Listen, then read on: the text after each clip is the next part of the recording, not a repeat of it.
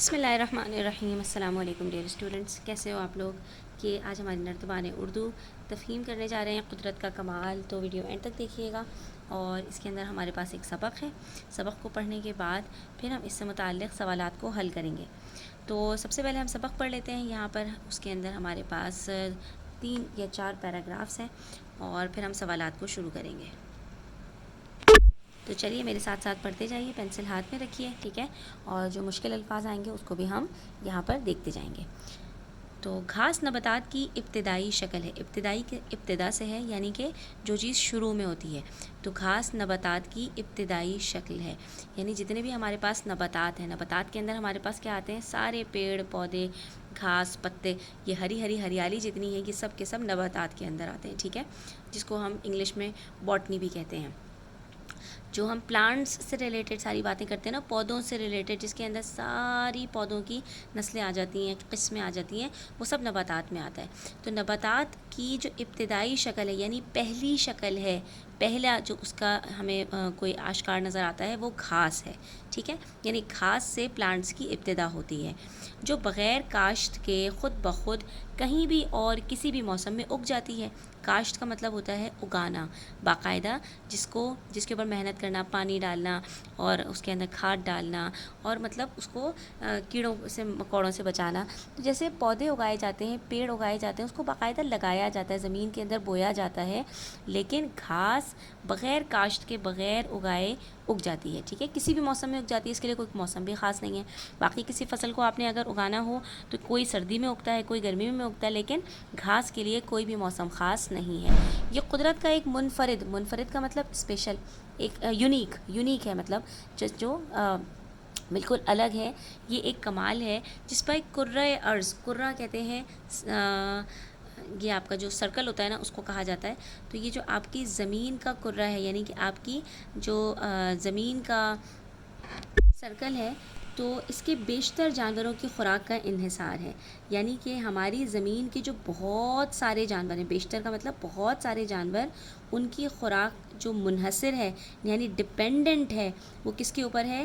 وہ گھاس کے اوپر۔ یعنی بہت سارے جانور ایسے ہیں جو گھاس کھا کر ہی زندہ ہیں، جیسے کہ ہمارے پاس جتنے بھی یہ پالتو جانور ہیں، گائے، بھینس، اور آپ کی یہ بکریاں، یہ آپ کے بہت سارے جنگلی بھی جانور ایسے ہیں جیسے ہرن اور جو باراسنگا، تو یہ سب کیا ہیں جانور؟ یہ سب کے سب گھاس کھاتے ہیں، ٹھیک ہے؟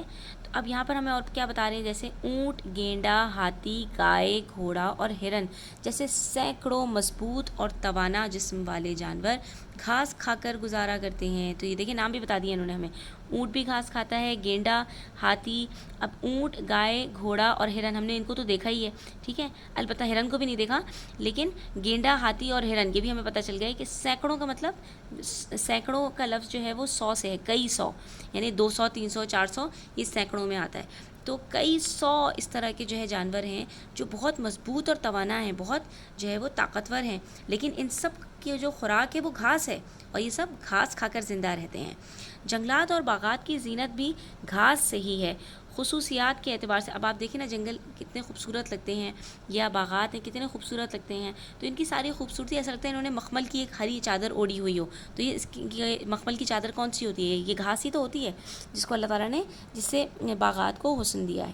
خصوصیات کے اعتبار سے، یعنی اس کی جو کوالٹیز ہیں اس کے اعتبار سے اس کی ہزاروں اقسام ہیں، یعنی بہت طرح کی گھاس ہوتی ہے۔ گھاس صرف ایک طرح کی نہیں ہوتی، کوئی جو ہے وہ زیادہ ہرے رنگ کی ہوگی، کوئی ہلکے ہرے رنگ کی ہوگی، کوئی بڑی بڑی ہوگی، کوئی موٹی موٹی ہوگی، کوئی پتلی پتلی ہوگی، یعنی اللہ تعالیٰ نے اس کے اندر بھی وافر مقدار رکھی ہے، وافر اقسام رکھی ہیں۔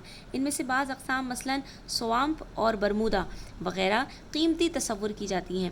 سوامپ اور برمودا 2 نام آپ کو بتائے گئے ہیں، یہ قیمتی تصور کی جاتی ہیں، یعنی کہ یہ جو ہے وہ بہت زیادہ قدر و قیمت والی ہیں، بہت قیمتی ہیں، ٹھیک ہے؟ اور ان کی باقاعدہ کاشت ہوتی ہے۔ تو اب یہاں پر ہمیں یہ بھی پتہ چلا کہ اچھا، کچھ گھاس ایسی بھی ہوتی ہے جس کی کاشت کی جاتی ہے، جس کو باقاعدہ اگایا جاتا ہے، ہر طرح کی گھاس خود سے نہیں اگ جاتی، ٹھیک ہے؟ آگے بتا رہے ہیں کہ گولف اور ہاکی کے میدانوں میں کثیر سرمایہ خرچ کر کے انہیں اگایا جاتا ہے۔ تو اس کا مطلب یہ ہوا کہ ہمیں جو کرکٹ کے میدانوں میں یا گولف اور ہاکی کے میدانوں میں گھاس نظر آ رہی ہوتی ہے وہ خود بخود نہیں اگی ہوتی، اس کو باقاعدہ اگایا جاتا ہے، اور اس کے اندر اب آپ بتا سکتے ہیں کسی کو بھی کہ وہ اس میں سوامپ اور برمودا جیسی گھاس کو اگایا جاتا ہے، ٹھیک ہے۔ اچھا، اب اگلی ایک اور ہمیں بتا رہے ہیں، گھاس کی ایک قسم جنگل رائس بھی ہے جو 60 سے 90 سینٹی میٹر تک بلند ہوتی ہے، 60 سے 90 سینٹی میٹر۔ تو یہ دیکھو بچوں، میرے پاس ایک اسکیل ہے، میں آپ کو دکھاتی ہوں کہ یہ ایک لمبا سا اسکیل ہے اور اس کے اندر یہ سینٹی میٹر ہے، ٹھیک ہے۔ یہ 0 سے لے کے کہاں تک ہے؟ یہ ہے 30 تک۔ تو اس کو ایسے 3 اسکیل اگر آپ لے لیں تو اتنی بڑی بڑی گھاس بھی آپ کو بتائی جا رہی ہے، اس کو ڈبل کر لیں یا اس جیسے 3 کر لیں تو اتنی لمبی لمبی گھاس بھی ہوتی ہے، یہ کون سی ہے؟ جنگل رائس کہلاتی ہے، ٹھیک ہے۔ اس کے چاول نما پھل اور بیج چھوٹی چڑیاؤں کی من پسند خوراک ہے۔ دیکھو جنگل رائس اس کو کیوں کہتے ہیں؟ کیونکہ رائس چاول کو کہتے ہیں نا، تو اس کے اندر ایک چاول کی طرح کا ایک پھل نکلتا ہے، ٹھیک ہے، اور بیج، ٹھیک ہے۔ تو یہ چھوٹی چھوٹی جو چڑیا ہوتی ہیں نا، ان کی فیوریٹ غذا ہے۔ کوکل، کناری اور چارلوکا نامی گھاس پر دنیا کے حسین ترین پھول کھلتے ہیں۔ اب 3 طرح کی آپ کو گھاس بتا رہی ہیں کہ 3 طرح کی یہ گھاس وہ ہے کہ جس کے اندر بہت خوبصورت پھول آتے ہیں۔ سب سے خطرناک اور باریک بالوں پر مشتمل گھاس کامن کارن کہلاتی ہے، بہت پتلی پتلی ہوتی ہے کہ مطلب وہ آپ کو چبھ جائے۔ پہلی اور دوسری عالمی جنگوں کے دوران لوگوں نے قحط کی بنیاد پر مجبوراً گھاس کھا کر اپنا پیٹ بھرا تھا، یعنی کہ گھاس کو انسانوں کی خوراک کے لیے بھی بہرحال استعمال کیا جا سکتا ہے، کیونکہ یہ ظاہر ہے پودے میں آتی ہے اور اس کو کھا کر انسان زندہ رہ سکتا ہے، اپنی جان بچا سکتا ہے، ٹھیک ہے۔ اچھا، کسانوں کو گھاس سے بڑی پریشانی کا سامنا کرنا پڑتا ہے کیونکہ گھاس کی جڑیں دوسری سبزیوں اور پودوں کی جڑوں کو کمزور کر ڈالتی ہے۔ اس سے یہ بھی پتہ چلا کہ اگر کوئی کاشتکاری کر رہا ہے تو اس کو اپنے کاشت کے اندر سے گھاس کو ہٹانا پڑے گا، نہیں تو اس کی جو بھی اس نے کچھ پودے وغیرہ اگائے ہیں ان کو نقصان پہنچ سکتا ہے۔ کیوں؟ کیونکہ گھاس کی جو جڑیں ہیں وہ دوسرے پودوں کی جڑوں کو، سبزیوں اور پودوں کی جڑوں کو نقصان پہنچاتی ہیں۔ اردو زبان میں گھاس سے متعلق کئی کہاوتیں مشہور ہیں، جیسے مثلاً گھوڑا گھاس سے دوستی کرے گا تو کھائے گا کیا؟ یعنی انسان اگر اپنی ضرورت کی چیزوں سے دوستی کرے گا تو کھائے گا کیا؟ مطلب جہاں پر انسان کو جن چیزوں کی ضرورت ہے تو وہ انسان ان چیزوں کو ضرورت میں اپنی استعمال کرے گا۔ اور تمہاری عقل کیا گھاس چرنے گئی تھی؟ گھاس چرنے گئی تھی تو یہ بھی ایک محاورہ استعمال کیا جاتا ہے، یعنی تمہاری عقل کہاں تھی، تم نے کس طرح سے کام کیا، ٹھیک ہے۔ تو آئیے اب اس کے سوالات کے حل کر لیتے ہیں۔ اچھا جی، اب آ جائیے صفحہ نمبر 19 پر۔ یہاں پر پہلا سوال ہے ہمارے پاس، گھاس پر کون کون سے جانوروں کا غذائی انحصار ہے؟ ہم نے کیا کہا تھا کہ بہت ساری ایسی جو ہے وہ مخلوقات ہیں، بہت سارے ایسے جانور ہیں کرۂ ارض کے بیشتر جانور جن کی خوراک کا انحصار ہے وہ گھاس کے اوپر ہے، یعنی وہ گھاس کھا کر زندہ رہتے ہیں، ٹھیک ہے۔ تو اب یہاں پر ہم جو ہے وہ نام لکھ دیں گے، اونٹ، گینڈا، ہاتھی، گائے، گھوڑا اور ہرن، ٹھیک ہے۔ تو یہ نام آپ بھی لکھ دینا، اونٹ، گینڈا، ہاتھی، گائے، گھوڑا اور ہرن جیسے بیشتر سے سینکڑوں مضبوط اور توانا جانور ہیں جن کا غذائی انحصار گھاس کے اوپر ہے، ٹھیک ہے۔ تو اب آپ اس کو پورا جملے کی صورت میں لکھنا کہ اونٹ، گینڈا، ہاتھی، گائے، گھوڑا اور ہرن جیسے جانوروں کا غذائی انحصار گھاس پر ہے، ٹھیک ہے۔ اگلا سوال ہے، گھاس کی قیمتی اقسام کون سی ہیں اور انہیں کہاں اگایا جاتا ہے؟ تو گھاس کی قیمتی اقسام ہم نے پڑھا تھا کہ ایک سوامپ ہے اور دوسرا برمودا، ٹھیک ہے۔ تو یہ تو پہلے حصے کا جواب ہو گیا کہ گھاس کی قیمتی اقسام سوامپ اور برمودا ہیں، ٹھیک ہے۔ اور انہیں کہاں اگایا جاتا ہے؟ تو اس کے جواب کے لیے آپ آگے جائیں گے اور آپ لکھیں گے کہ ان کو کرکٹ، گولف اور ہاکی کے میدانوں میں اگایا جاتا ہے۔ یہ دیکھیے یہاں پر آپ کے پاس یہ لکھا ہوا ہے کہ ان میں سے بعض اقسام مثلاً سوامپ اور برمودا وغیرہ قیمتی تصور کی جاتی ہیں، ٹھیک ہے۔ تو اب یہ قیمتی جب تصور کی جاتی ہیں، یہ بات تو ہم نے لکھ دی کہ سوامپ اور برمودا وغیرہ قیمتی اقسام ہیں۔ آگے آپ یہاں پر لکھیں گے کرکٹ، گولف اور ہاکی کے میدانوں میں اگایا جاتا ہے۔ تو آپ کیا لکھیں گے؟ انہیں کرکٹ، گولف اور ہاکی کے میدانوں میں اگایا جاتا ہے۔ اگلا سوال بھی نہایت آسان ہے، ابھی ہم نے دیکھا تھا کہ کسان گھاس سے کیوں پریشان ہوتے ہیں؟ کسان گھاس سے اس لیے پریشان ہوتے ہیں کیونکہ گھاس کی جڑیں دوسری سبزیوں اور پودوں کی جڑوں کو کمزور کر ڈالتی ہیں۔ پورا جواب آپ کے پاس آخری پیراگراف میں موجود ہے، آپ صرف اپنے سوال سے ہی جواب کا آغاز کریں گے۔ کسان گھاس سے اس لیے پریشان ہوتے ہیں کیونکہ گھاس کی جڑیں دوسری سبزیوں اور پودوں کی جڑوں کو کمزور کر ڈالتی ہیں، بس اتنی ہی بات آپ نے لکھنی ہے، ٹھیک ہے۔ یہ آپ وجہ لکھیں گے۔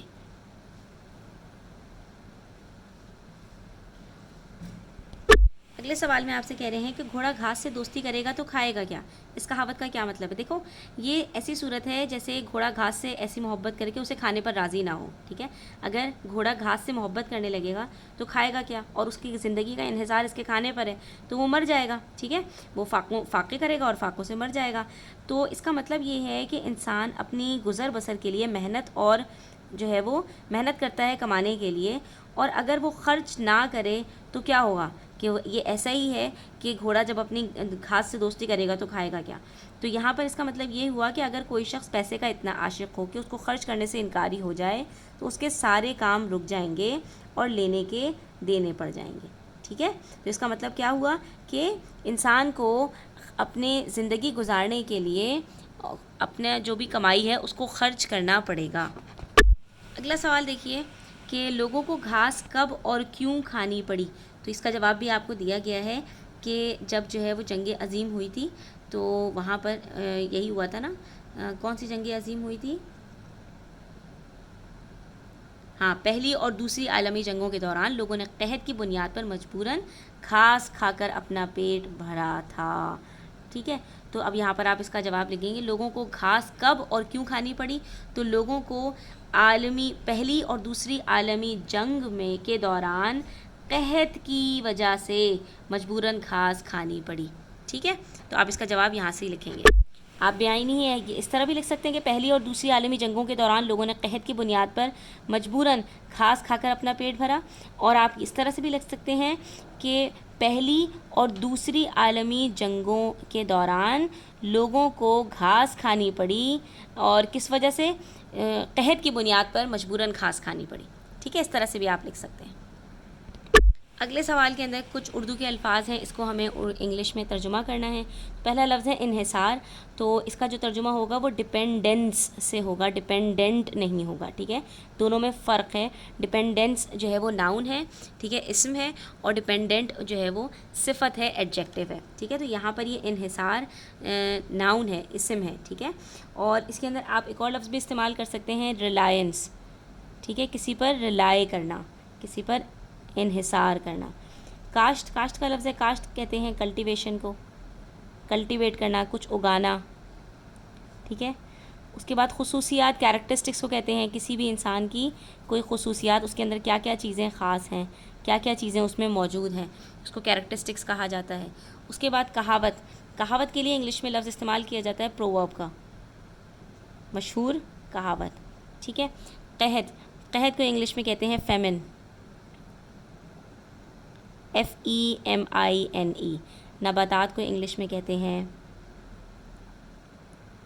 میں نے آپ کو بتایا تھا نا، پلانٹس کو کہا جاتا ہے، اور باٹنی جو سبق ہے، جو ایک سبجیکٹ ہے، اس کے لیے بھی ہم نباتات کا لفظ استعمال کرتے ہیں، ٹھیک ہے؟ اس کے بعد آپ کو اپنے پسندیدہ پھل یا سبزی کے بارے میں 5 جملے تحریر کرنے ہیں۔ تو کوئی سا بھی ایک پھل لے لیجیے، آج کل آم کا سیزن ہے، آم آیا ہوا ہے، آم کے بارے میں لکھ لیجیے، اور صرف آپ کو 5 جملے بنانے ہیں۔ تو آپ اس طرح سے بھی لکھ سکتے ہیں کہ میرا پسندیدہ پھل آم ہے، میں آم شوق سے کھاتا ہوں، ٹھیک ہے؟ یہ پتہ نہیں کس نے لکھا ہے، تو میں آم شوق سے کھاتا ہوں، آم گرمیوں کے موسم میں آتا ہے، ٹھیک ہے؟ بار بار آم کا لفظ بھی نہ استعمال کریں، کیونکہ بار بار ایک ہی لفظ کو استعمال کرنے سے جو آپ کا جو بھی آپ نے لکھا ہوتا ہے وہ بورنگ ہو جاتا ہے، ٹھیک ہے؟ تو یہ پھل گرمیوں کے موسم میں آتا ہے اور یہ ایک مشہور پھل ہے۔ آم کی بہت ساری اقسام ہوتی ہیں اور ان میں سے آم کے کچھ نام یہ ہیں، جیسے لنگڑا، چونسا، انورٹول، ٹھیک ہے؟ تو اس طرح کے جو ہے وہ آموں کے آپ نام بھی لکھ سکتے ہیں۔ آم بہت میٹھا اور شیریں ہوتا ہے، آم کا جوس بھی بہت اچھا ہوتا ہے، اور آم کو دودھ کے ساتھ ملا کر بھی پیا جاتا ہے، ٹھیک ہے؟ جس کی وجہ سے ہمیں بہت توانائی بھی ملتی ہے اور بہت زیادہ اچھا بھی لگتا ہے، ٹھیک ہے؟ تو آم کے بارے میں آپ بہت سارے جملے لکھ سکتے ہیں۔ اگر آپ کیلے کے بارے میں یا سیب کے بارے میں، کسی اور پھل کے بارے میں بھی لکھ سکتے ہیں، اور کسی سبزی کے بارے میں بھی لکھ سکتے ہیں۔ اکثر بچوں کو آلو بہت زیادہ پسند ہوتا ہے، ٹھیک ہے؟ تو آلو کی سبزی بھی وہ کھا لیتے ہیں، اس کے علاوہ آلو سے فرینچ فرائز بنا کر کھا لیتے ہیں، آلو کے چپس کھا لیتے ہیں۔ تو آپ کسی اور سبزی کے بارے میں بھی اسی طرح سے جو ہے وہ 5-6 جملے آسانی کے ساتھ لکھ سکتے ہیں. ٹھیک ہے, تو اس میں کوئی بڑے مسئلے والی بات نہیں ہے. تو آج کے لیے ہمارا یہ سبق مکمل ہوتا ہے. امید کرتی ہوں آپ کو سمجھ آیا ہوگا. اور قدرت کا جو یہ کمال ہے تو اس کے اوپر ہمیں اللہ تعالیٰ کا خوب شکر ادا کرنا چاہیے, اللہ تعالیٰ کی نعمتوں کا. جو لوگ شکر کرتے ہیں تو اللہ تعالیٰ ان کی نعمتیں بڑھا دیتے ہیں, اور اللہ تعالیٰ کی نعمتوں کا یہ حق ہے کہ اللہ تعالیٰ کا زیادہ سے زیادہ شکر ادا کیا جائے. تو بچوں, صبح اور شام اللہ تعالیٰ کا خوب ذکر کیا کرو, اور اللہ تعالیٰ کی حمد و ثنا بیان کیا کرو. دیکھو جتنے بھی پرندے اور اللہ تعالیٰ کی دیگر مخلوقات ہیں وہ جب صبح اٹھتی ہیں تو سب سے پہلے اللہ تعالیٰ کا ذکر کرتی ہیں. تو ہمیں بھی چاہیے کہ اللہ تعالیٰ کا خوب ذکر کریں. جو لوگ 100 مرتبہ سبحان اللہ و بحمدہ پڑھتے ہیں تو اس کا بہت زیادہ اجر ہے. تو کوشش کیا کریں, 5 منٹ بھی نہیں لگتے, آپ جو ہے وہ ایک تسبیح سبحان اللہ سبحان اللہ سبحان اللہ پڑھ لیں, یا سبحان اللہ و بحمدہ پڑھ لیں, اور تصور کر کے پڑھیں کہ اللہ تعالیٰ کی ذات پاک ہے اور اللہ تعالیٰ کی ذات بہت بلند ہے, اور اللہ تعالیٰ کا بہت شکر ہے کہ اللہ تعالیٰ نے ہمیں اتنی ساری نعمتیں عطا فرمائیں. ٹھیک ہے, ہمارے جو جوڑ ہیں, جو اللہ تعالیٰ نے ہمیں جوائنٹس دیے ہیں ہماری جو باڈی کے اندر, تو یہ سارے جوڑ ہمیں اس کا شکر ادا کرنا لازم ہے اللہ تعالیٰ کا روزانہ.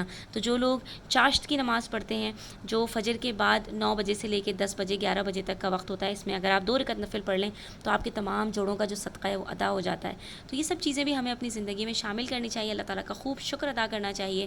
تو آج کے لیے اتنا ہی, انشاءاللہ ملتے ہیں ایک نئی ویڈیو میں اور نئے سبق کے ساتھ. تب تک اپنا خیال رکھیں. چینل پر نئے ہیں تو سبسکرائب کرتے جائیں, ویڈیو اچھی لگی ہو تو لائک کریں, اپنے دوستوں کے ساتھ ضرور شیئر کریں. اللہ حافظ.